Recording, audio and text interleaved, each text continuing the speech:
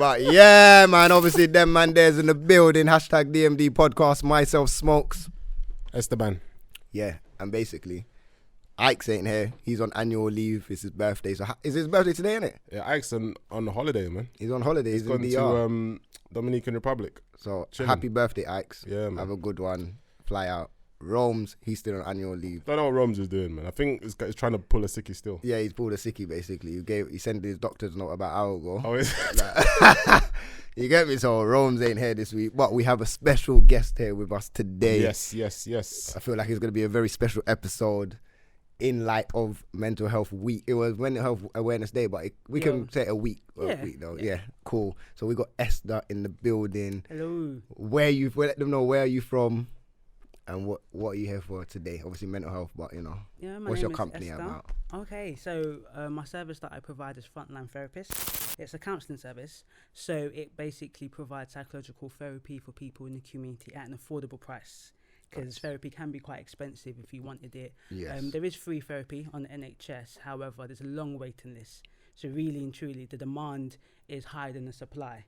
So you could be waiting approximately 6 months to even a year, depending on your area, for free NHS therapy. And even then, you may have some therapy and just feel like you want some more because it's short term. Yeah. So I'm a qualified counsellor. So if you were to see me outside privately, you may be spending anything between £50 and £80 per session. Weekly sessions, that's a lot of money a month. So I've provided a service where it would be affordable.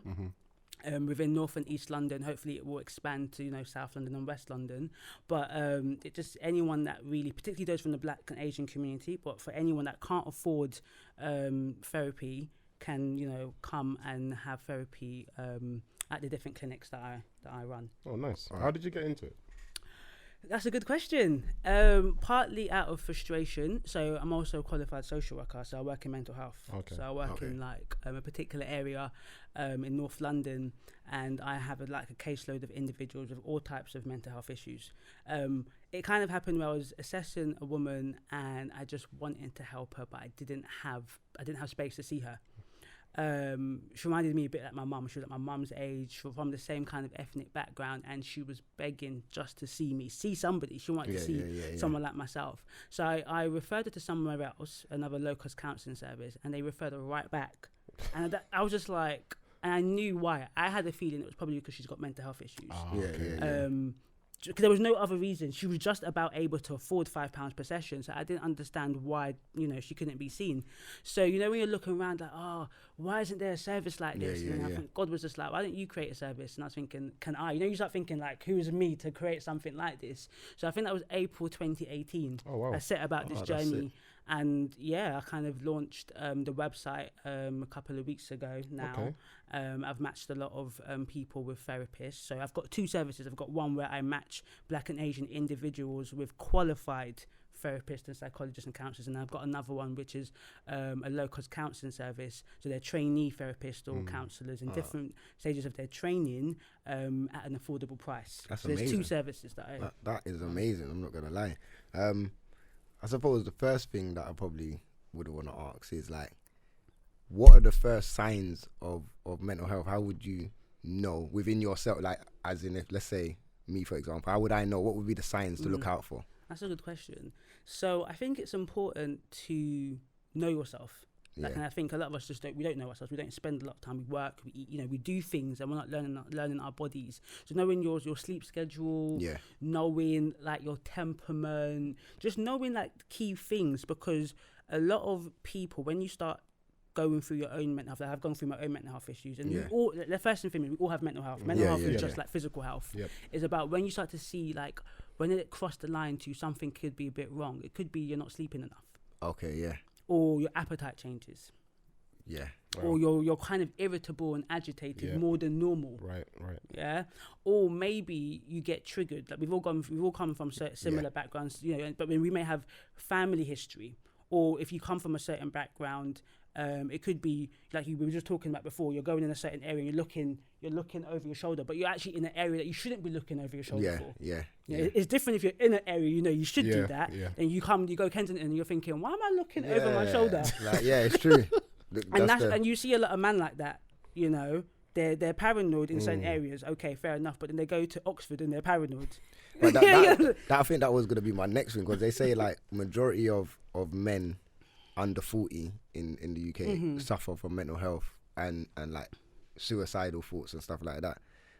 Why is it majority men that go through that? Is it because we're growing up in certain areas and we have that kind of pressure, and then the PTSD that we have that we take to other areas when we really shouldn't be? I've never really understood why men have all that pressure. Only because I feel like at the moment, I've not gone that far to have mental health or suffered from that. I pretty much know myself. I have a lot of confidence, so I just go. I don't focus on anything else around me or other people's stuff. I just focus on my own stuff. So it's a bit hard for me to understand why is there our rate of mental health and suicide is high for men, especially under 40 in this country. Well, yeah, as you say that, just to add a little bit, I think it's between 45 and 49 men have the highest rate of suicide. Okay. And then if we're talking about within black people generally are going to be more likely to be diagnosed with severe mental health disorders than our white counterparts, and that includes schizophrenia, bipolar. So rather than having depression and anxiety, we're likely to get those like severe diagnosis. Yeah. I think if we're talking about people from like we're millennials, right? So you've got the younger generation, you've got the older generation, and I think there's different schools of thought. Mental illness has always been there. I think it's just becoming more recognised and talked about. You always had that uncle that was a bit funny. For sure. That's you always had that one uncle that was just a little bit funny, Yeah, that's facts. But I think when you talk about a lot of your peers, the reality is that some of the things that they've gone through is not normal. It actually isn't normal to see a friend get stabbed. It's not. But we've become so acclimatized to it. Yeah. And I think someone said it, a lot of the things in our culture, if you're talking about black culture, which is African, Caribbean, just different American culture, all mixed into one. Some of it that we kind of glamorize is quite traumatic. Yes. That's someone true. getting beat up, getting rushed at school. Yeah, it was funny, but actually it's quite traumatic. Yeah, it's not normal. That's not normal. The first getting beaten up was, it's your birthday. Why is mine getting beat up on their birthdays? Like, what birthday beats was our madness, bro. It don't make sense. It's your birthday, so you know what? Let's rush you. But you know what? Some of them it was like just a little dig here and there in it. But some were proper. Yeah, some man would like, it's your birthday. Yep. No. So like when it got to teenager age, man ain't coming at my house on my birthday. Like, why is my? Yeah, no, it was like that. Like the man was like, yeah, man's birthday. Like, wait for you to come by, 2 days, but man will still catch you 2 days later. Like they don't care. Like whenever you just get birthday bumps. Is that what you man do? Just little birthday bumps. But no, I think where we grew up, it was very. It was a bit more. Yeah, the man them in the ends didn't quite care. Aggressive. Man. So. Like when you've got that's a start. Like it's your birthday, you shouldn't feel like you can't come at your house. You should be able to celebrate. Exactly, and I think it goes back to the, if you just think about, if those that have come from, I'm Nigerian, so those that come from the African diaspora, those that come from the Caribbean diaspora, when they come here hard, it's not easy. 100%. And then our parents had to just work. They didn't have time to process their feelings. If they're getting cussed out at work, or they're literally just they're getting spit out, doing whatever, cleaning, looking after people, like very menial jobs that are important to do, but they're menial jobs just to give us a better life here. They're not processing their emotions, and then you're getting you're getting licks or what have you. You're going to school, you're trying to understand yourself as a black person in the UK. You're trying to get your sense of self, and then you're seeing things on the street, or you're seeing things at home. Some people unfortunately have difficult households. If you didn't have a father, that's traumatic. But you may not have processed that. Like I didn't have a father until I went into secondary school. And everyone's getting like they're doing writing. What's it called? Father Day. Okay. And I didn't see it was an issue. I used to just do Mother's Day and Father's Day until they're like, you ain't got a dad. And I was like, oh, so this is actually an issue. Jeez. Like, and then you later on realize, like, not having a dad actually does impact you. And I know for men as well, a lot of men actually are impacted by not having a father. They won't admit it, but when they get older, they realize, like, or when they have a son, the impact it has not having a father. So you see, when you're growing up, I was never like a really, really bad child, but you dibbled and dabbled and stuff. And some of the things that we did were just not normal things to do. and, you know, getting bullied, sexual abuse, trauma, all of these things that you don't really like to talk about in the black community. When you get older, it's going to have an effect. Yeah. And there's this thing called neuroplasticity, and they say that trauma can change the brain structure. Wow. So when children are getting abused and are not receiving love and attention, that's what's normal. It's normal for a child to receive love. So if a child is not receiving love or interprets the parental being looked after by the parents as not loving, it can affect them. So if your parents are always working to provide for you, but you can interpret that as love. So you may understand, okay, my mum is working. That child may go, my mum has disappeared and doesn't love me. Yeah.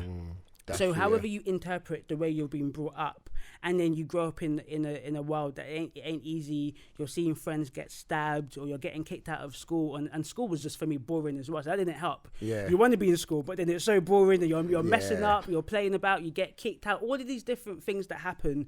Then I'm going to say it. You know, skunk. You know, everyone's got their different opinions and that. But look, if you go into a lot of the wards nowadays, majority of the black guys there. Are their drug-induced psychosis. Okay. Wow. And the majority of them is skunk, or they're taking spice, or they're taking whatever type of substance it is, you know. And I think, you know, that's definitely a touchy subject. So I'm not trying to go into that, but I think it does need to be talked about more. We can go into that. No, listen, this is DMD, you know. We get into things. We need to talk about. No, because we need to talk about these things within our community. Because if we don't talk about things, then things just stay under the carpet. Do you get what I'm saying? Do you know what it is? I think like there are a lot of people, just touch on why it's important to talk about these things. There are a lot of people out there who just kind of do things because other people do it. Yeah. Yes. And don't really understand, you know, I guess in some cases the benefits or the disadvantages of doing certain things. What things do you think that is? Like, what things do you think? I think a lot of that is, for example, gang culture. I think that's a massive one. Drugs, smoking. I think that's a massive one. You know, like some I don't smoke, but most of my friends smoke, and a lot of them started just because their friends were smoking. Basically, it wasn't like there was no particular need, or it was just the influence in the environment. Yeah, and then they just started smoking. And then it becomes a daily habit, and then it becomes a thing. Yeah. But then the thing is, you might start off smoking, I don't know, cannabis, which might be natural, normal, but then certain part along the journey, it gets manufactured differently, doesn't it? Yeah. All of a sudden, you don't even know what's in there anymore. And then you get hooked to something else. I'm not gonna. I've got a cousin that went through that. Like he was on the weed, skunk, shotting harder food to people. He was on the roads, but then he started taking his own stuff. He went to jail a couple of times. When you come out of jail, obviously it's difficult. Like, and I tried to help him, as in, yo, you gone in jail, but big man, like I was on the. I think I was at William Hill, I was at Sky. And the buses, I tried to get him on every single one of them. I was like, don't worry about your record. Like, we can work this. Like, man can chat to my manager, boom. Like, even with Sky, my manager was so cool that I had a couple friends that, like, all he said is, all they got to do is turn up and you can pack. Like, I made such close friends with my manager that me and him used to play poker together online. You get what I'm saying? So it was a thing where, like, yeah, just bring your people. And the thing, I had two friends. He was why he didn't turn up to one of them, and my other brethren didn't turn up because someone didn't come with him and just waited at the train station. I'm like, big man, the job was yours, fam. What are you waiting for a next man for, fam? Do you get what I'm saying? What do you think was behind that? Because that's the outcome. The outcome was that he didn't turn up for the job. But what do you think was behind him not coming to the... I feel like with my cousin's situation, I feel like he felt, number one, he's come out of prison, so he's not processed and not come back into society properly to know, okay, there's a new way and there's a new avenue, because he's still conditioned in that life. And then the second part was, I just think he believed he wouldn't get it. Simple as that. You know what, to add to that as well, I feel like sometimes there's a little bit of fear in there as well. Yeah, the fear. I think, like, when you've grown up in a certain environment, even a job like Sky to you might feel like, that's too big for me. Too big, yeah. Do you get what I'm saying? Like, raw, what do you mean Sky? Do you get what I'm saying? You know, when I was younger, yeah, like, the job I wanted to do the most was working next. Imagine that. No, it's true. Retail was like the thing back in the day. That was the extent of my ambition, you know. Like, I wanted to work in next, just to have a next badge. A next badge. Hey, listen, like, I was on the train, yeah, with a next badge just shining. Because you feel like, because you wear the shirt and that, because I worked in next. So it just felt like, yo, I'm working a real, you get what I'm saying? But then when I'm in the train to go to work. This is it. And when I look back at it, I would never go back into retail. I'm not gonna lie. I'm like, I can't do retail. Even if like I lost my job, God forbid, I don't think retail wouldn't be that experience of that was a lot. But just going back now, just on like, I just want to go back to a point where you said earlier, like even like for our parents, I think the cultural shock of coming over here was a lot for them, because I feel like, you see, when you're back home, and let's say you don't have money back home, you can still eat. Like we have trees, we could have mango trees, or you can grow things. You get a little chicken in the back garden, cut that up, whatever. Do you get what I'm saying? There's a way to survive and all of that. So when you come here, you have to work to make money to eat. You can't just start growing your own stuff. Even if you, like, my grandma had like little tomatoes and that in the back garden, but it's not really enough to feed a whole family and that. And if you do have now a bigger, like, big tree or whatever, they want to tax you in your yard, tell you can't even have a big tomato tree in your yard. Do you get what I'm saying? You can't plant these things. They want to start controlling what you're doing in your house and stuff like that. And obviously the climate we live in, we can't really grow the stuff that we really need. So I feel like them coming over, it's very difficult to work, put money on the food on the table, and then still look after the children and make sure that they're all right. Yeah. Do you get what I'm saying? And then so I feel like that plays a big part in it as well. Definitely. Lack of community. Yeah. You know, like obviously back home, there'll be more people. So there'll be more people looking after you. So if your mum's at work or dad's at work or whoever, you've got your aunt, you've got your uncle, you're with your cousins. But, you know, some people were fortunate to have that if all of their family came at different times. But I came just my mum and my dad. So then my mum was a single mother. So my mum didn't have any other children. So technically I was by myself. So in terms of that, we were fortunate to have like free, you know, after school care, different places. But nowadays it ain't like that at all. But I think the infrastructure doesn't necessarily help. So if you think about when particularly the Windrush era came in the 60s, you know, and then you're having people from the Caribbean having to assimilate into a new culture, the British society wasn't ready for that, you know. And then you have the Africans coming in the 70s, 80s, 90s. You know, the Asians were here also in the 60s. The way we perceive things will be very different. So naturally, as African and Caribbean people, the way we perceive health is different. It's a very strong culture. You know, society, anyways, men should be strong. Women kind of get a belie to a degree, but there's still a sense in the African and Caribbean culture we're all strong. Like you don't show weaknesses. Why are you crying? What you got to cry about? That's real. And then your parents would be like, yo, do you want me to give you something to cry for? When man is crying. Exactly. I don't understand. That's mad, you know. Exactly. But I kind of get how they wasn't. I don't want to diss the older generation of parenting. Of course. Because I get it was a lot of pressure. And I feel like our generation now, we can change things, innit? And we're allowed to kind of change things. We're still obviously going through a lot, but we can maneuver in this society a lot better than how our parents did. Definitely. And we can get different jobs and put ourselves in different places and create stuff for us. Like how you've created your own avenue. They might have not been able to say, like, where can I go and get mental health? Let me just create that. They might have got shut down. Like, well, you're not creating nothing. Exactly. Do you get what I'm saying? Exactly. So I think infrastructure is really, really important, because I think it's important to really make mention for your audience that mental health is not something that's even understood now. People are still trying to understand it. Of course. You know, there's different schools of thought. You know, right now we have the sense of, you know, mental health that's got a medical origin. It could be psychological. It could be environmental. All of these contribute to why people can have mental health issues. But there are some top psychiatrists that are what they call the radical psychiatry that like, no, forget the medical model. It's about a narrative experience. It's really about everyone is different. It's kind of like, you know, if you've gone through such difficult childhood, so what they say is mental illness is a normal response to trauma. So if you have a person who was sexually abused by their loved one, a father, it's going to be quite understandable when they get older if they cut themselves in certain areas.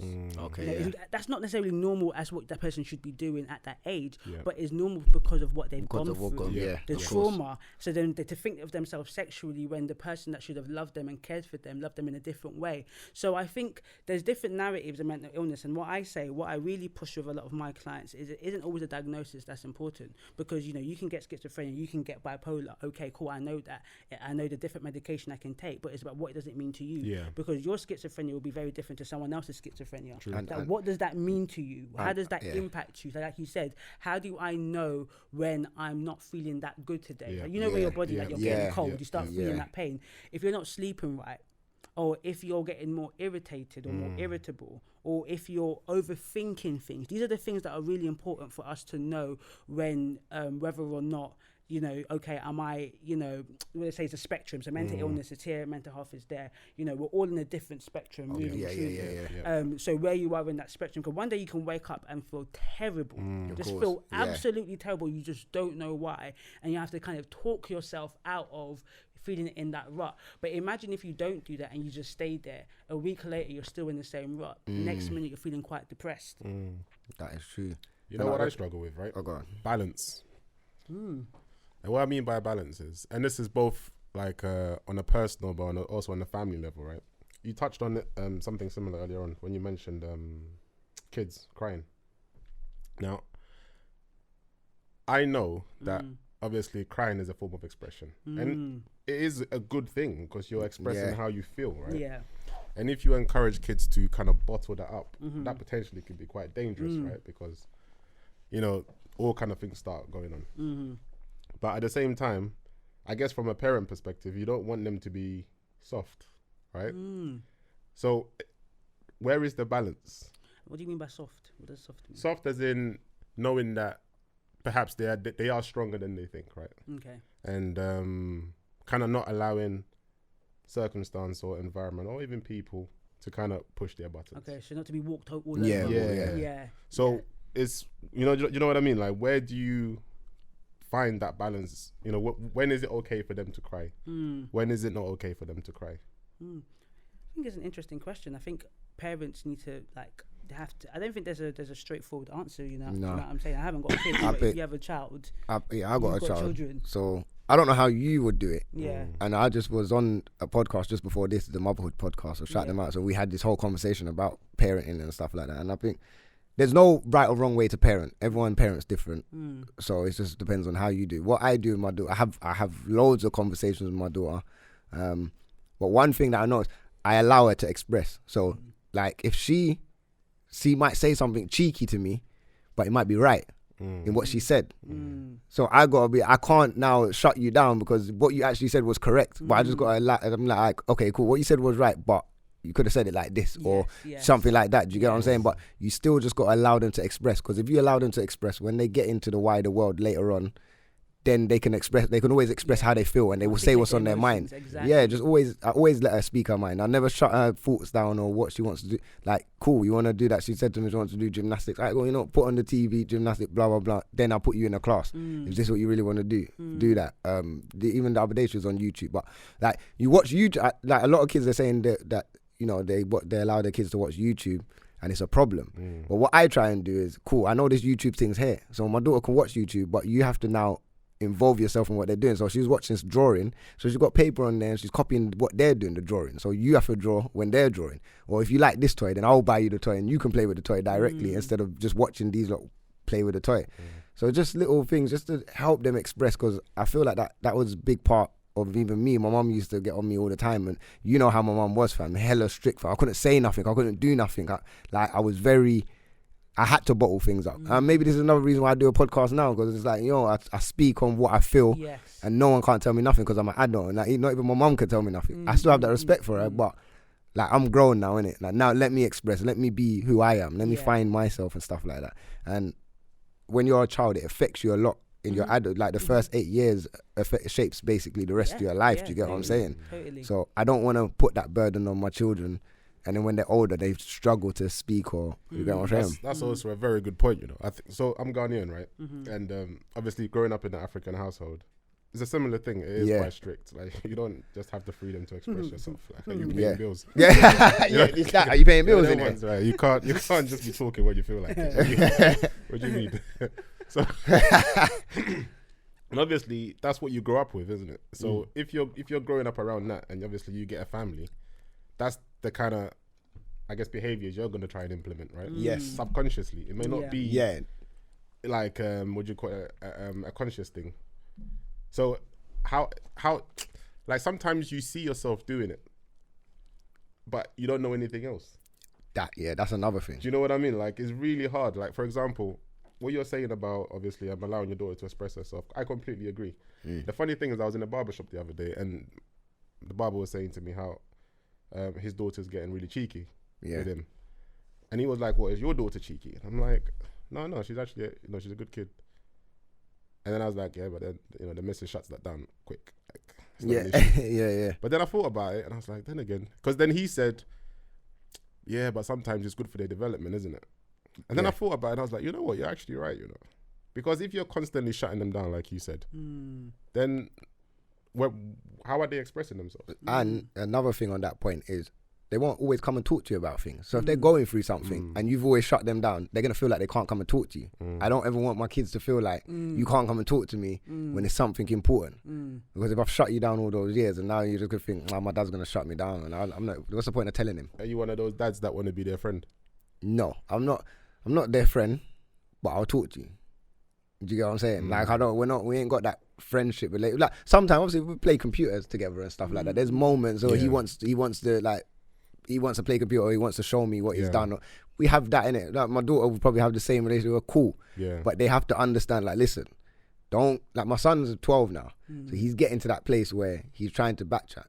Then I've got to be on, like, well, who you talk, or if he says something to his mum, I have to shut him that, like, bro, don't ever talk to your mum like that. And they might be having their own thing, but I might have just been in the front room and heard that, bro, come here, would you, like, say sorry to your mum, or don't talk to your mum like that. Like, there's certain things you can't overstep the mark. Of course. But if you want to talk to me about something and you're right about something, if I've said something to you and you don't agree with what I've said, because my daughter likes to do that, he probably won't say nothing, but my daughter will be like, no, but you said rare, and she's 5. She'll be like, you said. I'll be like, you're right, still. Like, I'll be like, sometimes she shut down me and her mum, and we have to look at each other like, It is what it is. Yeah, it is what it is. You get me, can't even, what can we do? We can't shout at her because she's actually right, Like, we actually said that to her and we didn't even come through. I do try to be their friend a little bit, if I'm being honest. Just a touch. And what I mean by that is, even within your friendship groups, right? You know that you have certain types of friends. The point I'm trying to make is, even though you're friends with somebody, there can still be respect in it. Of course. And that's what I try to teach my kids. Like, respect. We can be cool, but don't take the piss. Yes, basically. You know what I mean? Like, you have friends within your group that that certain, like, some of your friends, they're not on certain things, innit? Yeah. So you wouldn't even take that to them because you know how they stay. And you have other friends that that they're on this thing, so that's what you do with them. You know what I mean? So 100, yeah. Even within your own friendship groups, there is respect. And that's what it is. On certain levels. It's a respect thing. Yeah. I think that's the core of what happens. Like, you can express and do these things, but as long as there's respect there and you understand the barrier between everybody, you can get through life quite pretty well. You can say how you feel in a respectful way and not make someone feel a certain way about it. And get what you're saying off, basically. Sorry. No, go on. No. I just want to say, just to touch on what you're saying, because it was so interesting about soft. I think there's what we call vulnerability, and it's about, what's the balance between, what is vulnerability? And vulnerability is about kind of the fear of exposing yourself. But you can't get in life without being vulnerable. You can't find love without being vulnerable. There's a level of exposure that you have to give to another person. And sometimes it goes wrong and sometimes it goes right. And when it goes right, it goes really, really well. And when it goes wrong, it can go really, really bad. But I think... I can just say for myself growing up, if I think about my own childhood, naturally, it's like your mother and your family can be amazing, but then you go out into a world that doesn't treat you the same way, and we were quite cruel when we were younger, and I was on the other end of the cruel side. I said I was the one getting picked on and bullied until I was like, no more. But those things, those words, do impact you. So I know when I went to my mother and said, "Oh, they said this about me," Mom's like, "What? Tell them this, that." But it ain't that easy when you've got 3 of them telling you this. Yeah. Until you get to a point where you stand up for yourself. But I think that it shapes you. So I feel like with myself, if I had children, I would just be trying to find that balance of, vulnerability but strength, because our children will be strong because you've birthed them into this world, you've given them all of the things that you need to give them to equip them to become adults. But there's nothing wrong with being upset, but also try to have a reason. But there are times you don't have a reason, but try to articulate why you're upset. Because I think that's what's important. When you become an adult, you start to realize that some people are sad, but they don't know why they're sad. But it's because of things that happened to them in the past. But they can't get to that point. They can't contact that part of them that went through that trauma. And I think that's what it is. Like you said, someone said fear. A lot of men are fearful, but a lot of men are not going to admit that. So your cousin may not have admitted that he was basically fearful to jump on the train himself himself and come meet you. Yeah, cool. Because our man just didn't come. It's like, no, but why wouldn't you bring yourself? Exactly. But then this is where you come into play now, and therapists and a lot of people that may not know about therapy, counselling and stuff like that. I've done therapy of recent. Actually, I'm going to another session tomorrow. Oh, brilliant. Like, the first session that I went to, it was like mind blowing. For anyone that don't know, the first question was like, you know, why are you here? Why did you come? Yeah, why did you here? So they explained that. The second question, she just went straight in. There was no, like, she was like, because we basically went to kind of like a relationship therapy. So I went with my girl and that, and then she was just like, is there someone else there? Instantly, I said, "Rah!" Wow, this is went straight to the heart. Of the she matter. went straight to the heart, and then like just going over a few weeks and just like you really get in touch. There's certain questions that they ask or you ask that touches certain nerves, and you're like, and it makes you think like, "Rah, okay." Then now you have to go back to the root of whatever that is, and the questions they ask you actually helps you find that route there, and then you just have to. Then they just help you like basically dissect it. Is that the right word? Dissect it or whatever. And then you just go through it, and then sometimes you can feel real emotions coming back, like to the point where man nearly in tears, and you're like, rah. Wow. So this is this because it's like this, and do you get what I'm saying? And I feel like before that, I never knew anything about therapy. I knew about therapy, but I was like, what are they going to do? What are they going to talk to me about? They can't help my problems until you go there. And then when they hit that question, I was like, okay, I see why you cost this much. Like, it was one of those where like, okay, you're worth every penny right now. I ain't even going to lie. I'm looking to go to a therapist myself. Man. Is it? Yeah. No, it's good to talk, man. I 100% would recommend anybody going therapy now. Now that I've gone, it's just like, it's so helpful. Exactly. Yeah. It's your space that you get to talk about whatever it is that you're here to talk about without the judgment and someone going to the crux of the matter. Someone that's not actually within your family or saying things and you're thinking like, whoa. And I always say this, if you spend 20, 30 years of your life not dealing with an issue, you can spend another 20, 30 years not dealing with the issue. Yeah, basically. Yeah, that's a fact. You might as well go to somebody that, and the person, what's really amazing about therapy is that you're doing a lot of the work. Like you said, you have to answer the question. If you don't have to answer it, if she asks you the question, you be like, this is it. Then fine, that's it. But if you've got to sit there and think, you've got to sit there and process. You've got to go back and then talk to your girl and say, you know what, and this and you're even sleeping about it. You're waking up thinking about it. Because the way it's even just the way they ask the question. It might be the same question bare people have asked before. Yeah. But it's this particular way that they ask the question. So when they ask the question, it taps into the brain where you have to think, rah, is that why it's like that? And then it really makes you get into yourself, and then it's just like, okay, I get it. And obviously the therapist doesn't try and build no relationship with you. It's like, yo, these are the questions here, and then when the session's done. There's no conversation like, okay, so how do you think that worked out? Yes, next week. So we'll book. Do you get what I'm saying? Which is good. It's not trying to build that relationship and get emotional with you. Like, you're here to talk to me about it. I don't really need to know you personally. I'm just here to help you understand yourself more. And I can't lie, I would recommend it 100%. It's amazing. You know, what you said earlier about kind of being confident and kind of you don't really understand why certain people go through mental health. Do you know there's a guy I used to work with, right? And he really successful, got like a couple of houses, like family, kids, all that, what we deem success in it. So he's got all of that stuff. And then one day, literally just snapped. Literally just one day, because everybody asked that question, like, what are the symptoms? Like, how do you know when something's on? And he was like, he just didn't see it coming. And when you say snapped, how did he snap? Like, he just woke up one day and it just felt like really, really, because he told this story, like really, really low. He just felt really, really low, and like you said, he didn't really deal with it, and it just became a downward spiral.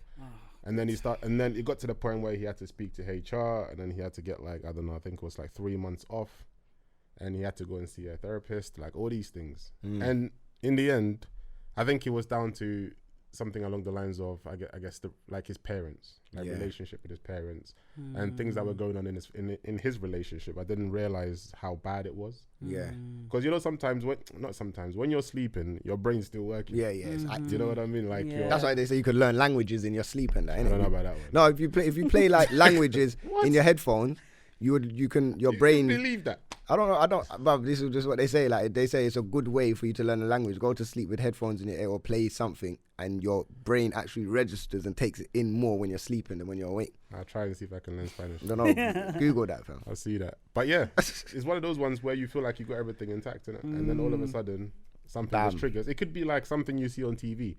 Like there's times when I'm at home watching a film, right, and like a scene might like happen, and all of a sudden I'm feeling a bit weak. Like wait, what's going on? Yeah. Or you feel like, weird. Maybe it's something I've experienced, but I'm not conscious of. You know what I mean? Like Pursuit of Happiness, for example, it's one of my favorite movies of all time. Yeah, that film's bad, boy.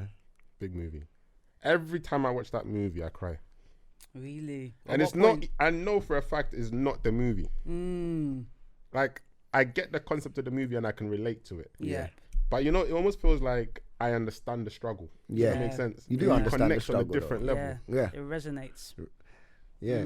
So you see on so let's say now I don't like go. No, you cry when you bar. Just a couple of One tears. teardrops, yeah. Just a couple of tears, man. Like, if you watch that movie, you don't get a couple of tears. Acting like he's you're not itching normal. his face and that, you know, like trying to wipe away the To be tears. honest, actually, probably had my contact in as well. Just irritating. But so when you do they diagnose you with, you know, mental health, mental illness, I want to kind of touch on medication. Mm-hmm. What are the effects of medication? Do medication really help, or does it put you? Because I hear a lot of people say, like, let's say for example, let me just put this into context a little bit. Like, someone does a crime, they go to the stand, they claim mental health. I hear a lot of people say, "Yo, that's what they're gonna claim if they go in the stand." So now, but then they also say, "But I don't want to be pumped up with the drugs that they give, because once they get pumped up, that's it. It's done for them." What are the effects and stuff around medication and mental health? So just to say, in the UK, the three professions that diagnose mental disorders is psychiatrist, clinical psychologist, and your GP. But generally for like, you say your GP might say you're anxious or you're depressed, but for like more severe disorders, it will be likely to be a psychiatrist over a period of time, observing through assessment and then give you a diagnosis. And then, so likewise, it will be psychiatrist or GP that generally prescribes medication. So just to say, I'm not medically trained, but from my experience working in mental health services, it's wrapped under what they call psychotropic medication. So medication that alters your brain. So that's like Ritalin, if you ever heard of antideprecents, antipsychotic medication. They're drugs. So the first thing is they're drugs. And anything you put into your body is going to affect you. And when you're given medication, generally speaking, when you go, if this was the perfect world would be you're feeling something a bit funny, you go to your GP, you may access some therapy that may help you, or then you might say, okay, I need some medication. What unfortunately happens for people like us is they don't go through their GP, they don't go through primary care. They normally get either picked up, like you said, arrested, or they're in prison. As you know, a high population of the prison have mental health issues or have learning disabilities, have learning difficulties. So they a lot of our people get picked up on the more severe end, where like you said, they snap at that point.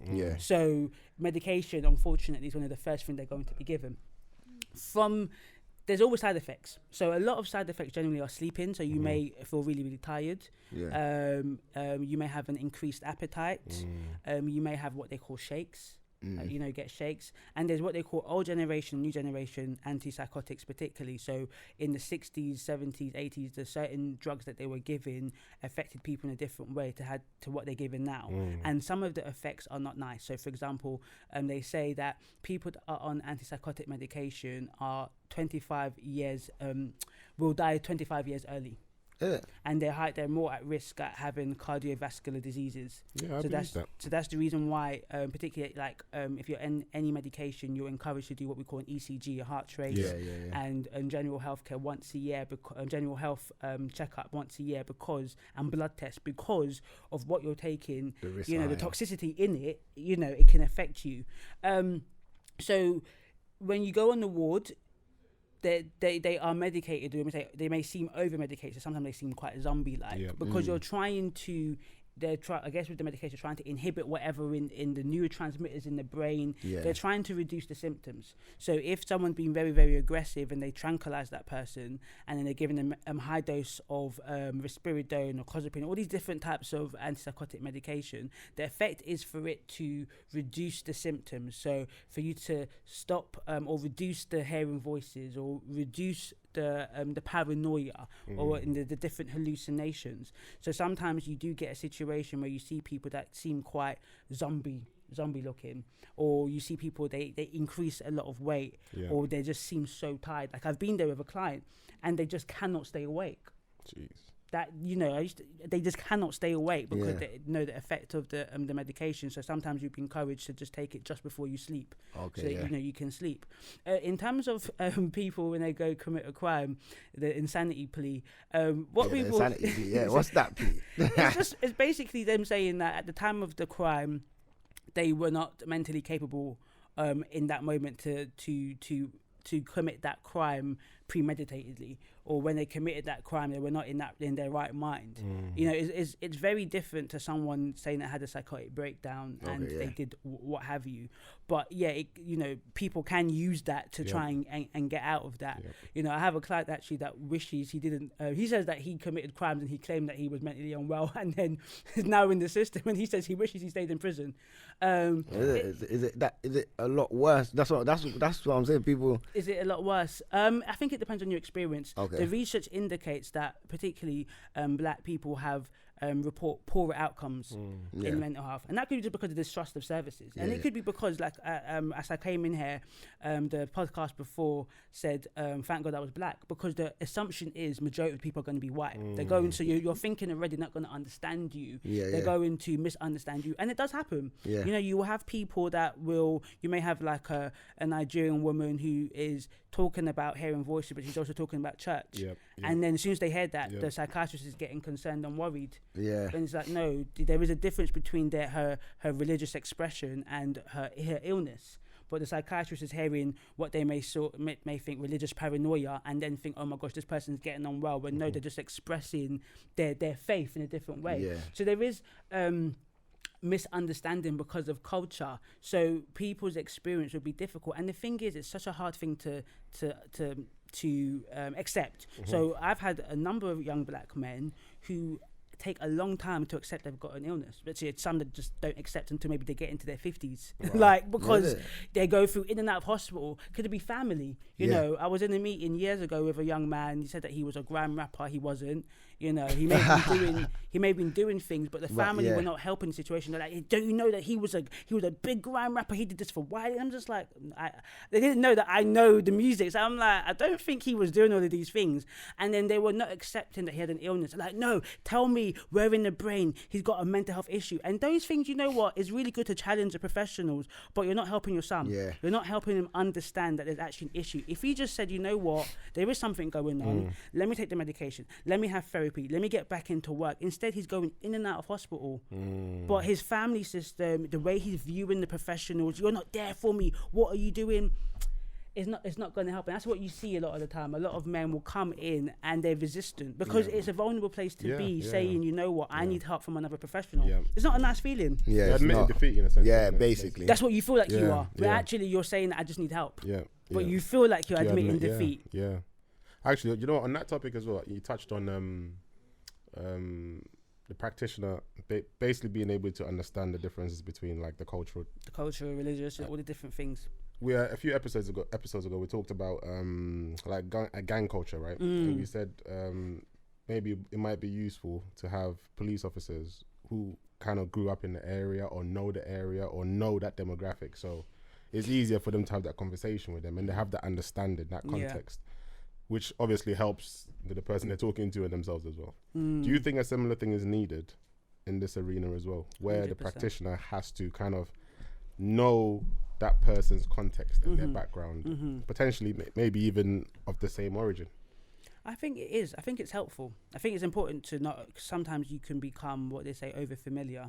So you think you know so much. Like, I know what he's talking about. And it's like, he's still an individual that has different experiences, he or she.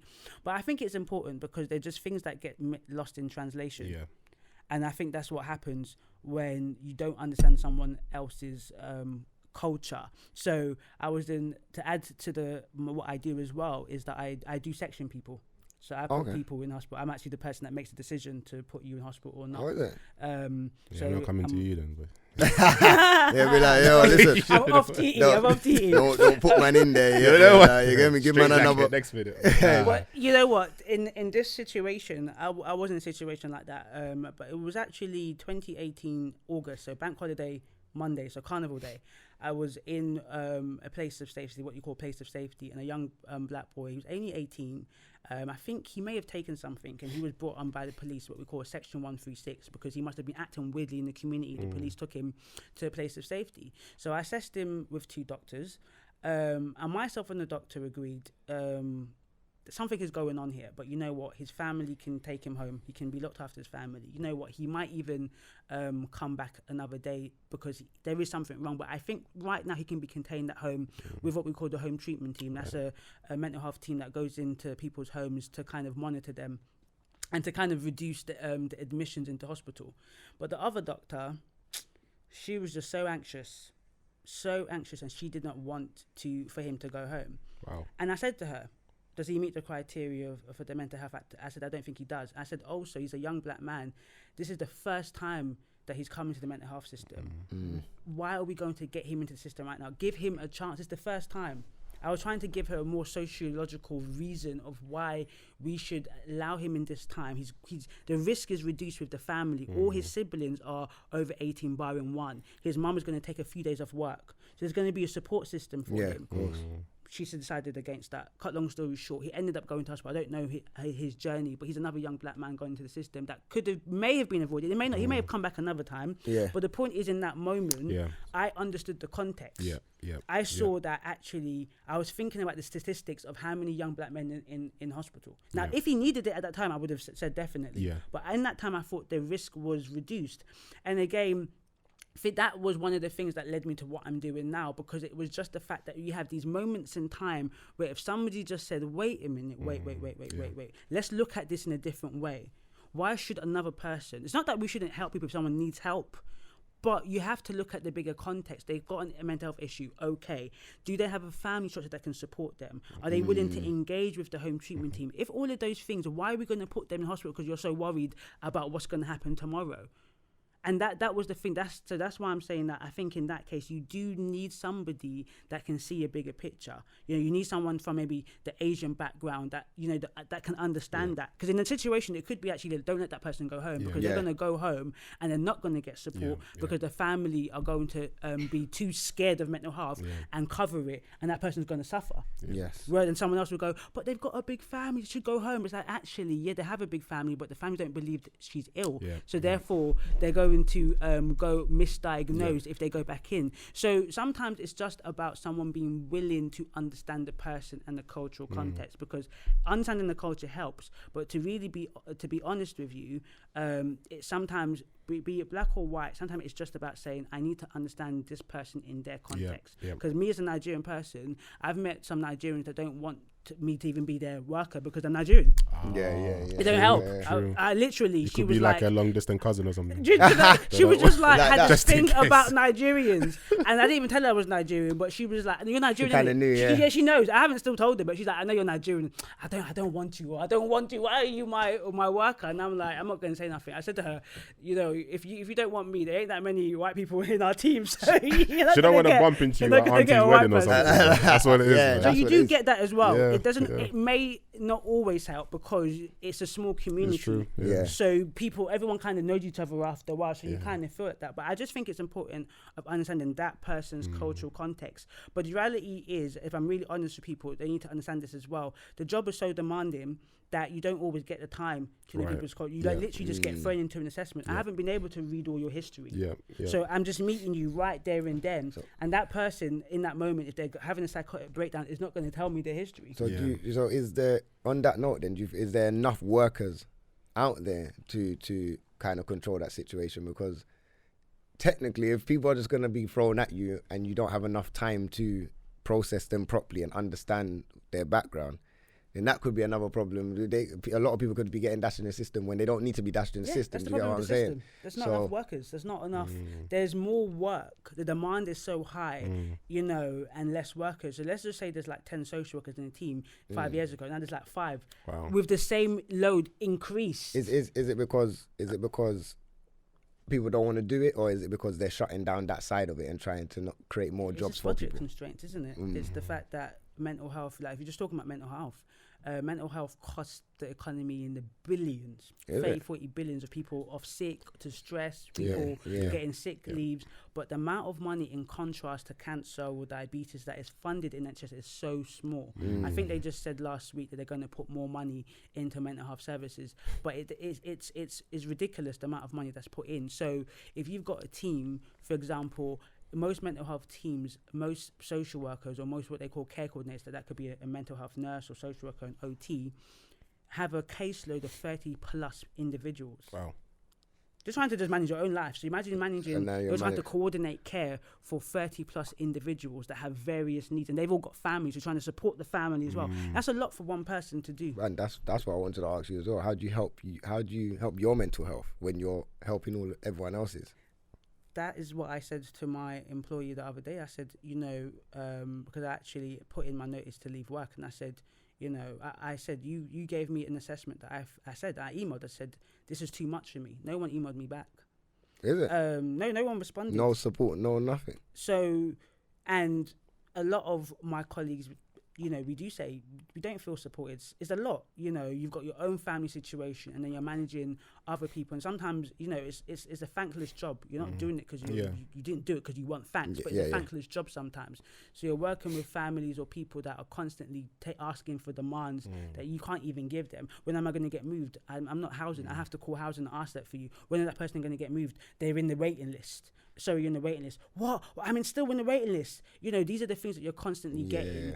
And usually it's not even the clients. It's just the system that you're in. It's like, oh, the person's in the ward too long. Why haven't they left the ward? Well, okay, because the house is not ready. Why isn't the house ready? These are the things that you get constantly. It does become difficult. And I think they say there's a high portion of people that work in mental health have mental health issues because it's a lot. Of course. But the reality is people don't want to admit weakness, but it's not a weakness. They feel like if how many people come together and say, you know what, man, I'm having a tough day, we all say we're all good. I'm good. You're good. There's maybe a few people that you might admit that to, but generally speaking, when people come together, oh yeah, it was a really, really good week, but you could have been crying the day before, but you ain't gonna say that. I think people are very selective on what they admit. So for example, I might say, work's been really annoying or whatever, but I would never really say how I'm doing. Do you know what I mean? Because it's just not a natural way to conversate with your friends, is it? Like, but maybe you just need that one. If someone's got that one person that they can confide in and talk to, that's all you really need. Sometimes that person, one or two, and then just get it off your chest. Because sometimes I've got people that man can talk to, and I can say anything to them. And then it actually makes you feel good after. Like, you just sit down and you're like, go watch TV now, feel relaxed. You get what I'm saying? Offloaded. Yeah, I've offloaded what I needed to offload. You get what I'm saying? And obviously maybe I've given the load to somebody else, which is a bit selfish, but you know, like, man's offloaded, innit? And then it's vice versa. Like, some people might hit me up and say, yo, boom, rare. And man's there to listen, so I know you need to get this off. And then it will make you feel better. And then you might get a different point of view from somebody else as well when you're telling them that. Like, maybe you can do this, and then it might trigger to yourself, okay, maybe I can do this. And it just helps. When you talk to people, it does help. Because have you always been like that? Like an open person? Or was it over years you've learned to I have people. I feel like where I grew up was very... Obviously, I've grown up in Wood Green, but it was bad and good at the same time. Now, you have the things that were going in Wood Green, but then we had our own block. So... I've grown up Stephen, Ike's, Andre, Adrian, Ramel. Like, the whole block was just guys, all of us. So we grew up together. So we kind of built, instead of friendship, it was like more family. Do you get what I'm saying? So I've had a support unit around me. So I've always had friends that I can talk to. Regardless, even like my mum don't allow me to talk, I got to man them. So yeah, in that sense I have, but I know not everybody has a friendship group like that or a support network where they can talk to someone all the time. Do you get what I'm saying? Which is, and I'm just thankful for that. When I look back, I'm like, wow, I grew up in the right era and I grew up in the right block, because, you know, I could have easily got into the Wood Green gang. Easily. They wanted to recruit me from young. But I was just like, I got my man them here. if any trouble happens at the block, this is what we protect. This is the block, and this is anyone comes around here, we'll deal with it. But we're not like that. We like to kick ball. We do what we do. But if anyone messes with us, then we deal with it. That's it. But we're not involved in nothing else. So I'm very thankful sometimes of just being born in London, being born a man, being born black. Like everything that I look at myself, I kind of think. Just thankful for things sometimes, like even if it's just little things, I just kind of like think like fucking hell, I'm thankful for just my life and whatever. And sometimes I do go through mad things sometimes, and sometimes I'm good. But yeah, I as I go through it, I can just try and encourage people, just talk, find somewhere to talk. Like even if you can't, because as you said at the beginning of the episode, therapy is expensive. Counselling is expensive. If you haven't got the money to do that.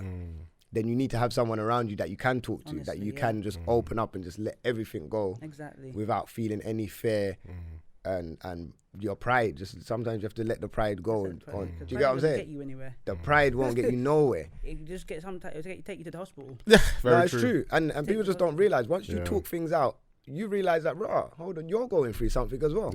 Oh, bro, like, and then it's just like, and then everyone clicks, and then you can kind of help each other. Like, okay, this is what I done to do this, or maybe we can do this, or let's go. You get what I'm saying? So, like, even at a basic level, for me personally, I could be completely wrong. I think when it comes to therapy, right, at a very basic level, I think it's just the fact that you're just getting what's inside you out. It's not necessarily, the advice you're getting or the questions you're being asked. It's just the fact that you're just talking about how you feel. Yeah. Do you know what I mean? Because if you're not doing that, the main question they ask you, like if they ask you something and then you say something, they'll be like, "So how did that make you feel?" Like that's a very common one in therapy. How did that make you feel? Favorite question. Yeah. How does that make you feel? And then you have to look. Like that there's a common question, and then you have to look at it like, yo.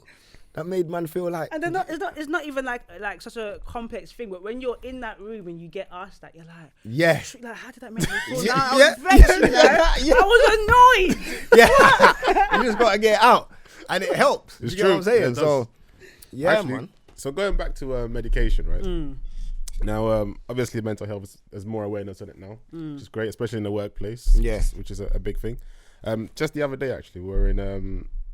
So I started a new job, right? And one of the key kind of tasks during the onboarding phase, is to basically have an introduction into mental health and how they approach it, right?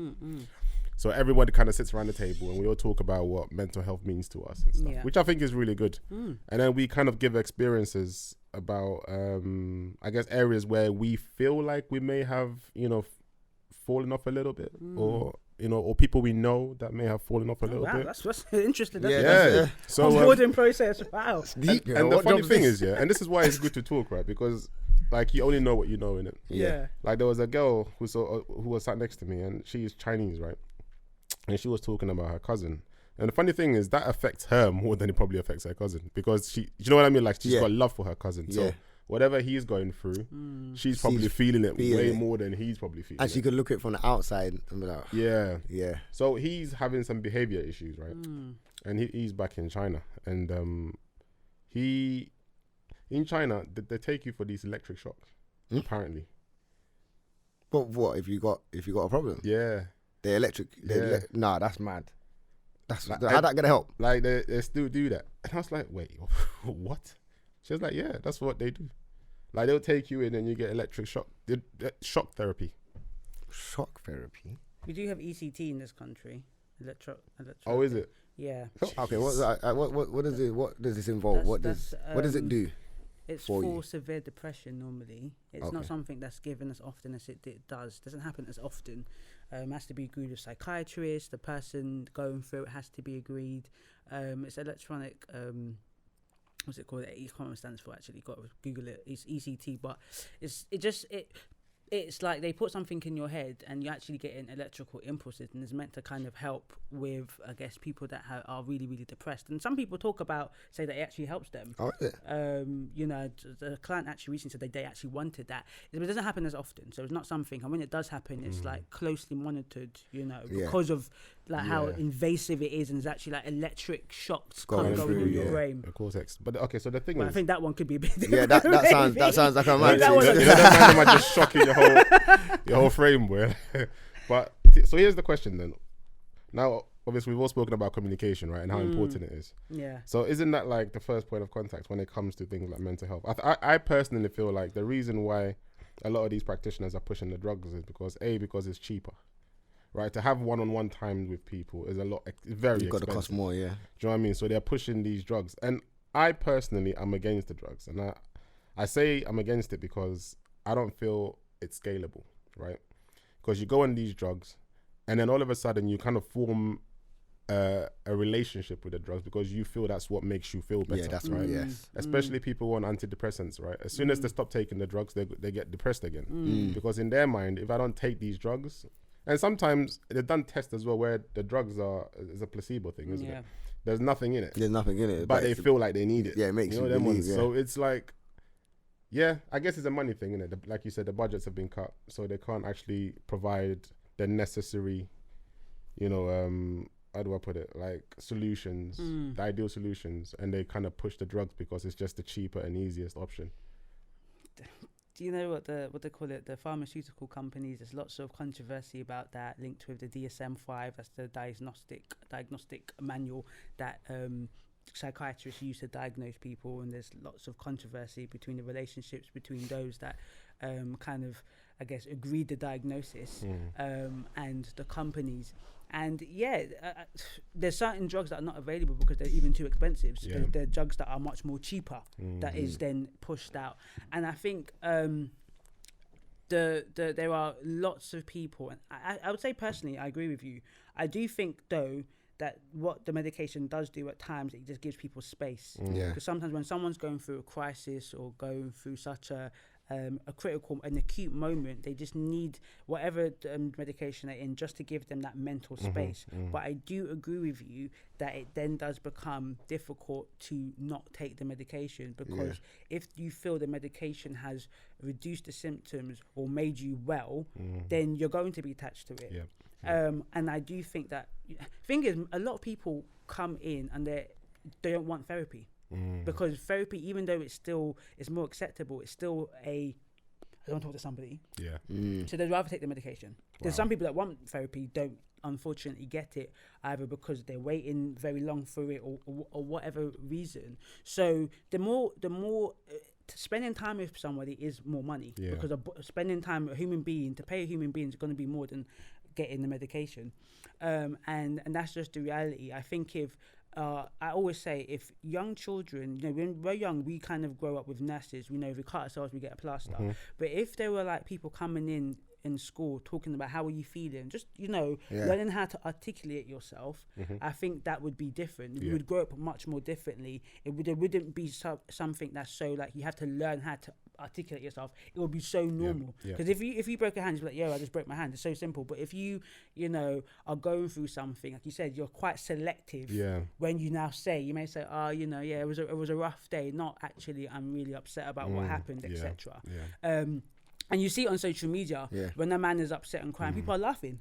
No, it's true. People are actually laughing, and then you're thinking that guy's not going to cry again. Do you know what? I'll tell you something better. One of my very close friends, right? He's a sharer. Like, he likes to share a lot, right?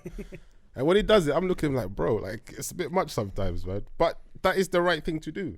But because I'm not used to, like, he would just tell you how he feels. I thought you meant he was going to share money. I was going to say, you would be offended. He gets offended before I share money. No, but he would tell you exactly how he feels. That's amazing. What he's going through, and sometimes if he has to shed a tear, he'll do that. Is it? Really? And how did he? Was he just always been like that? I think he's just one of those guys who is in touch with himself. Yeah, like he's really in touch with his emotions. He's he's one of those ones that he's very what's the word? Optimistic. Like, I guess maybe when he was growing up, he kind of lived in a little bit of a bubble, which isn't a bad thing. Yeah, which is good, because it kind of channels your attention the right way. Like you said, if someone's grown up in a particular area, they're constantly looking over their shoulder when there's no reason to. Yeah. But I think he's kind of had the opposite, where he's always kind of been positive and optimistic. So he doesn't see anything wrong with him saying what he has to say. It doesn't matter who you are. Once you don't feel like there's anything wrong, there's nothing else no one can tell you. There's nothing that no one, and then within yourself, when you're comfortable within yourself, and I can shed a tear. Even if he cusses me, what? I shed a tear. What can you say now? But he's good after that, you know. Like you say, we used to say, and then he's cool. And people like that, you find that, yeah, like they don't really have any baggage. Does that make sense? Like they don't really have any, like, they don't dwell on things. They don't dwell on things. It happens and it goes, and then they're cool, and then they can just crack on with their lives. Whereas you have people who, especially the ones who tend to get upset very quickly at things, and you're going, mate, like it wasn't even that. It's not that big a deal. Maybe it's not even you know. It's just things that they've bottled up, and all of a sudden, like you just done the slightest thing. You know what? I know I'm pretty much like that. If something's happened, I just let it go. Like, and my girl hates me for it because she would dwell on it. But I'm like, alright, it's happened now. I can't fix that. Like, what's the next? Where do we go from here? But you gotta make sure it's the right type of letting go. Yeah, though, that you're not just like suppressing it. No, not like suppressing it, but it's just let's say like I don't know. For example, let's say I just hit the car, I scratched the car, and it complains, oh my, I scratched the car now, it's done now, innit? What do you want me to do? Like, now we have to move on to the next thing. I have to get it fixed. How much it's going to cost? I always find solutions to the problem that I've created. I don't focus on the problem. Do you get what I'm saying? Maybe that helps as well. But I wanted to touch on a little bit on social media, because obviously social media is playing a massive part in our mental health right now of today. How do we control our social media? I feel like, for me personally, I feel like a lot of people should more, social media should be a part of our life. It shouldn't be our life, if that makes sense. That's a good point. Like, you shouldn't go to social media for everything. I know a lot of people now are going to social media to get quotes or to find certain things that helps them in their life, which doesn't help you in your life if you're living it in the real world every day. Do you get what I'm saying? How do you have a lot of people that come from social media? Have you had one that's had problems with social media come to you so far?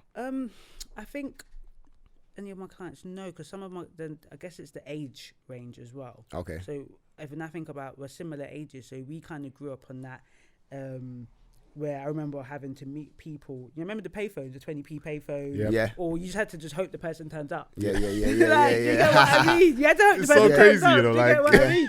You know, when you think about, we were in that cup where, remember AOL? The dial-up tone. Do you get what I mean? So we were at that, like, we were kind of developing with social media. We've got the Generation Z that's like, they just grow up with all of these different stuff. So I feel like because of that, it kind of helps us. I don't see social media as part of my life. Like, I got into everything quite late as well. Whereas I think with a lot of younger people, which could just be like a few years younger than us, that, look at the things that we did.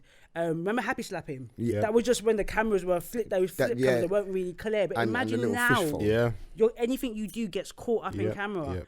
Anything that you do, like, is shared with all of the secondary schools, and you're shamed. And so, and that was the start of it. Happy Slap is the start of what's happening today. Exactly. And it's like worse now with, like, imagine the things that I did. Oh my gosh, if they were caught in camera, that's just your life done. And you feel like your life is done when just your school knows about it. Imagine if, like, all the different schools know about it. Everyone knows your name. You're thinking, but I only go to that school over there. So I feel like the world. Imagine you just take a flight. You're in America, man knows you in America. Like, ain't you that you from?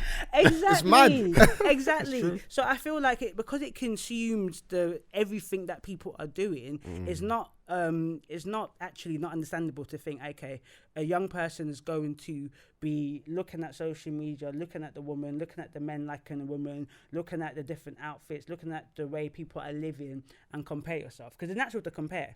Before, we compared that looking at magazines. Yeah. Or, you'd be like, oh, look at the new crepes that I've got, like an Air Force thing. Now it's like you can be looking at hundreds of people you don't even talk to, their crepes on thing, and envying them. But you don't know their situation and context. So I think it's a bit of a madness. I feel like we're fortunate that I don't see social media. It was not that deep to me, but people that find it deep, I think it's because it does consume their life. When they come into school, you see it.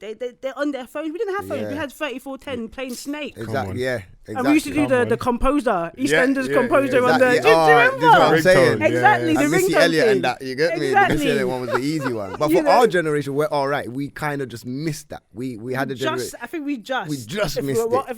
If you're over 26 and above, I feel like you're it's not as bad. I kind of feel like it's still. It's like still a there. Decision though, innit? You know what I mean? Like, no, but then if you're born into it, like, we know what it's like to not have phones. We live the life where man would have to ride to a man's house and look over his garden and see if his bike's there to know if he's in. No, but you know what it is? Whistle. We know now, yeah, we know. But could you live without your phone now? Yeah. Now I've trained myself to certain days. That's why you lot don't hear me certain days. I don't have my phone at all. Like, I don't even go on. You know what I do when I go on social media now? Just go on my own stuff. I don't look at nobody's things, fam. I look at my story. Whoever looks at my story, then I'll look at their story, whatever. That's it. I just focus on my own things. I'll go on Twitter. I'll see the two top tweets. I'll go on the trending. Oh, what's happened today? That's it. I ain't got time to be focusing. No one's pictures, no one's tweets. No, I don't want none of your opinions in my thoughts for the day. I think social media is a massive test of character, though. But massive. Because that's a good point. Yeah, it's a really interesting way of saying it. Yeah, because for me, I'm not on any social platform. I'm only on LinkedIn. That's it. And even that's turning like Facebook now. So I'm going to have to jump off. So you're not on any... But the thing is, a lot of my friends are... That's the same. A lot of my friends, we're not actually on a lot of social media. I mean, you're on it because of really business, but... Yeah, this is the thing. Yeah, but even business, I try to avoid going on there completely. Because for me, it's not real. It's not. Do you know what I mean? And it's very easy. Like for me to say, I'm going to go on there and not be influenced by it is very naive of me. That's true as well. Do you know what I mean? You're going to be influenced. You're going to be influenced. And that's why I just decided to just stay away from social media. And like back in the day, like you said, 100%, you're right. You know, we were comparing ourselves with people in magazines, but at the same time, we knew that these people were models. Exactly. Whereas they were now, far removed. It's any Tom, Dick and Harry. It's an influencer, so exactly. Influencers that everyone can make, and everyone feels like they can make it. Like if he could do it, I can do it. Exactly. And that's not a bad thing in a sense, because you should inspire to be, if you want to inspire to something, but you have to understand that social media is just a platform where people are putting their best lives on. Yes. They're not putting their whole life on, they're putting the best life on. And then if it's a snap thing, but they only, if you think about it, if you see like, I don't know, 10 snaps or 20 snaps, bro, that's like 2 minutes, 3 minutes for somebody's day, because it's 10 seconds per snap throughout a whole day. So you've seen 2 minutes of somebody's life, and now you think, this is it. This is it. Do you get what I'm saying? Man. It's but crazy. I think what it demonstrates is that a lot of people are trying to escape their lives. Very true. And that's the thing about social media. Very true. Because, you know, I don't know who's faking it or not, because I'm not that invested to know who's faking it. Exactly. I take your word. If you got a Lamborghini, you got a Lamborghini. Yeah, that's it. When I get told you're not got a person that ain't got a Lamborghini, I'm like, but they said they got a Lamborghini. yeah, that's how I am. I don't get it. Why would you take a picture with a car that's not yours? I don't get it. But I feel like a lot of people, I'm gullible. So if someone said this, I'll be like, oh, okay, no, it's not true. Oh, okay then, cool. Like, I can't think. People have to think that person's faking it. That, oh yeah, you see, that's got the tag on it. Who's actually? Yeah. All right, listen. People are reading it. Oh no. I saw that plate somewhere else. Oh my God. But I think it's escape. People are trying to escape their lives, trying to escape their own reality. I think the reality is that life can be quite hard. Life is hard. Yeah. It's not. We're not gonna act like it's not. It's hard. Life is hard, and I think that's the thing. Social media gives people an escape. So when you see people on social media, it's nice to be like, oh, I wish I had that. Oh, they've got a nice, perfect relationship. I wish I had that. And then the reality is, it's a very difficult relationship as an influencer. Let's say public figure, whether you're a celebrity or an influencer. You're part of your job is selling the dream. Yeah, that's part of your job. So you tell people, no, this is only a couple of minutes of my life, but you're getting money off that. So you kind of still have to show that. So it's a very interesting relationship. It's like with celebrities and fans. They can't really tell their fans not to do certain things because the fans are giving them money. But their fans can be wild. Yeah. And their fan does a lot of mad stuff. But you need that relationship because technically speaking, the fans made you rich. And that's the other issue with social media as well. I mean, I'm not saying social media is bad, it's good. No, there's good and bad. Like, there's a balance to the problem is for every good post, there's 10 bad ones in it. What's a bad post? I don't know, like things like, I don't know, probably a lot of it inappropriate stuff. Okay. And especially when you've got youngsters on social media and they're seeing, you know, these girls on there with next to nothing and they're kind of looking at it like, this is the new norm. This is like, I mean, you've got girls going clubbing with just underwear on, and it's normal now. Normal. But it wasn't normal before. It's always normal if you go to a yard, you don't snoo. Fair point. You go to a yard, but you get what I'm saying. Now people are actually comfortable with it. I hear you, though. You know what I mean? Where it's before, it wasn't like that. Like, and you've got kids kind of watching this stuff, thinking it's normal. Like, so where was the choice in that? Because there's also a thing about choice that you choose. You choose to follow people. All right. Yeah. So. Again, influence, isn't it? So, for example, if how do I put it? All my friends are following this particular person. At that point in time, as a youngster, I'm not looking at it like good and bad. Yeah. I'm just doing what's trending, innit? Yeah. Before you realised it, you're in it. You're sucked in. You're in. Yeah. And you can't see the good and bad. You're just enjoying yourself. Yeah. That's all it is. And I think people kind of fall into this stuff without realizing, and it's not their fault. It's just how the world works. Like, you're subconsciously influenced, and people don't realize that. I think that's what it is. Yeah, that's true. Yeah. Alright, so we're gonna wrap up in a hot minute. Just with your company, what you're doing with this stuff, like where can they find you? How are you reaching out to people or getting the people, helping them, and like what are you doing to tackle the problem that we're having at the moment with mental health? So with the company that you got, I guess my aim. So I think one of the key aims of Frontline Therapists is really to make psychological therapy affordable and accessible to people. Yeah. Because like you mentioned, it can be expensive.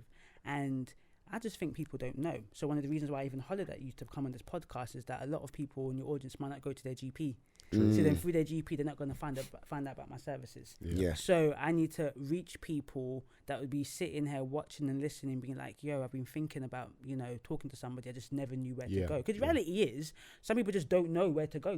When you think about wanting to talk to somebody, be like, where do you go? Do you just speak to someone on Google? Well, you could do that, but people just don't think like that. Yeah. So that's kind of the aim. The aim is really to help people really understand not only their mental health illness, optimize their mental health, their mental well-being, and also just to kind of change the narrative and understand the different holistic health, so your spirit, soul and body, so like psychologically, environmentally, spiritually, biologically, what is going on with ourselves, and how do you live this life in the most optimum way possible, and how do you access help when you need it.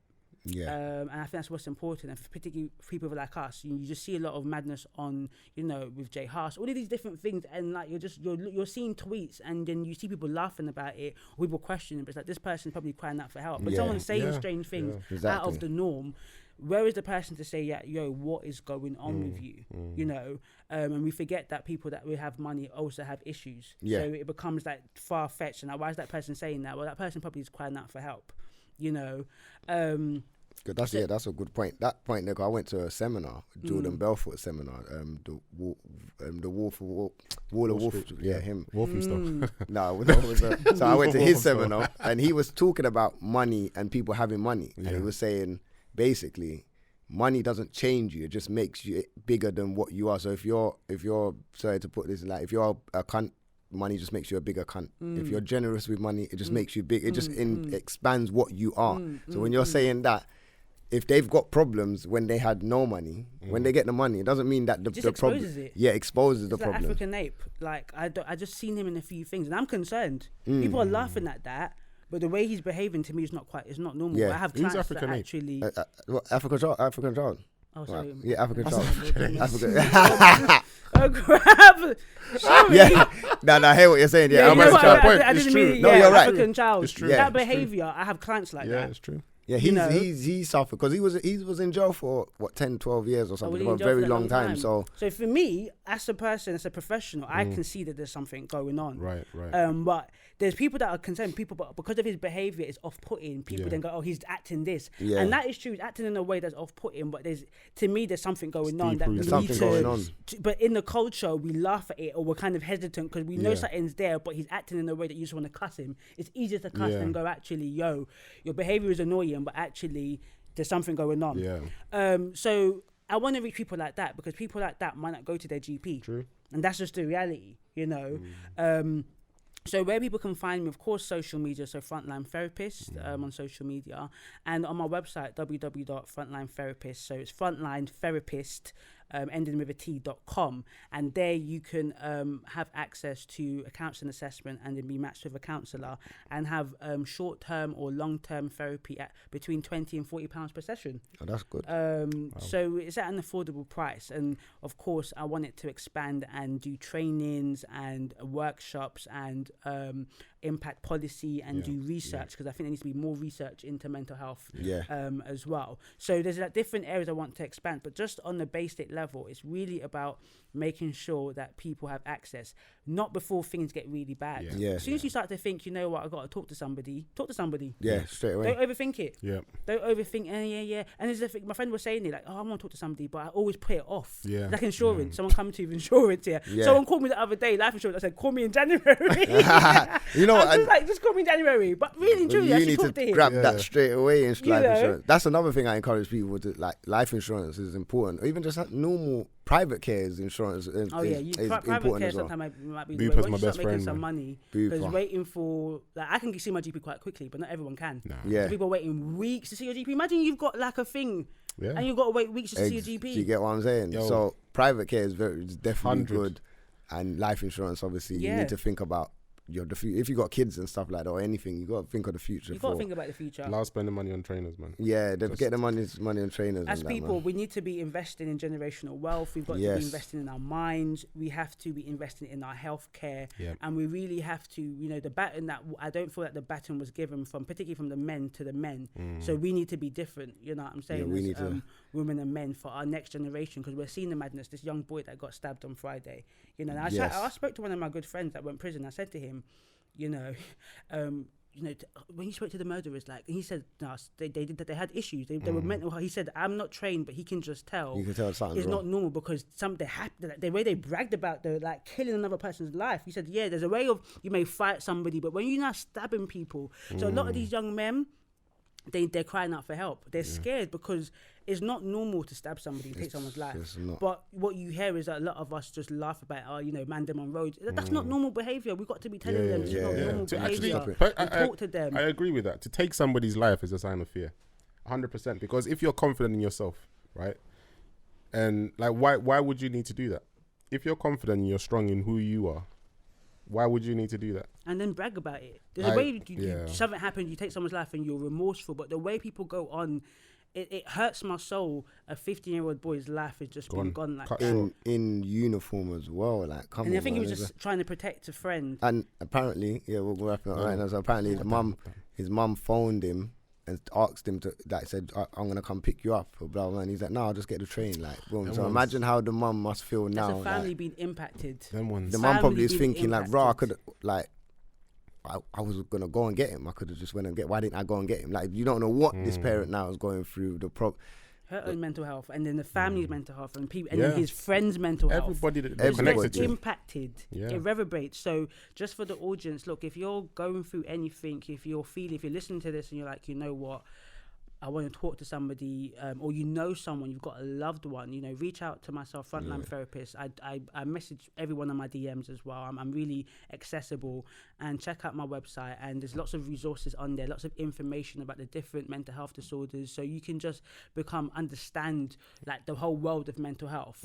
And just teach yourself, educate yourself, and don't be afraid, don't be fearful, don't let pride stop you. It's not worth it. Don't get to 30 and 40 and have this like big baggage, and then you're literally weighed down by fears that you could have sorted out, when you're younger, and just talk to somebody. If in university, there's your university normally has counselling. Go to your GP, ask to go to IAPT, and of course, Frontline Therapist as well will hook you up. Yeah, come on. And listen, last question for you before. In terms of maintaining a healthy balance, right? Do you have any tips on how to? And the reason why I asked that question, I saw a documentary. I think it was on an MP, one of these UK MPs suffers from mental health, and I think he went to Canada and he was talking to this practitioner, and she basically described it as, your mental capacity is like a jar. I'm not sure if you've seen that. You've seen that, yeah? It's like a jar, and you only hold so much. But the more experiences that you have, you can expand the jar, but you can't expand, what do you call it, the capacity of it. I'm paraphrasing, but you get the point. So how can we maintain a healthy balance when it comes to? That's a really good question. I think first and foremost, learn to know yourself. What are your trigger points, and just really think about the people that you have around you, the things that you consume. So that includes social media, what you watch, and make sure that you you sleep well, you eat right, you exercise spiritually. You're trying to get in contact with God. Just every aspect of your being, look for the optimum. That's what I would say. every aspect of your being. You know, food is really important for us. You know, I'm not the biggest organic person, but I ate some chicken and chips the other day. I didn't feel that good, you know, and I knew better when I ate it, and I was like, this thing is true. You know, you've got to eat right. Eating right is so important, and also what you consume. Talking about social media, what you consume, and build your self-esteem. Really like empower yourself. You know, that self-affirmation is important, because people will tell you you're nothing. Your teachers may have not believed in you. Your family may not have believed in you, but you have to believe in yourself. You believe in yourself. yourself. You just can't go through life. You just feel, like you said, you will be a walking map. You won't achieve anything. You won't go to that job interview because you don't believe that you deserve it. So self-worth is so important. So I would say it starts internally. Know your self-worth. Really look at your intrinsic value. Am I valuable? And once you work out your value, then, and it's not about things, it's not about material things, it's about, you know, your self-value, then I think that you can then begin to build yourself and then be able to balance other areas of your life.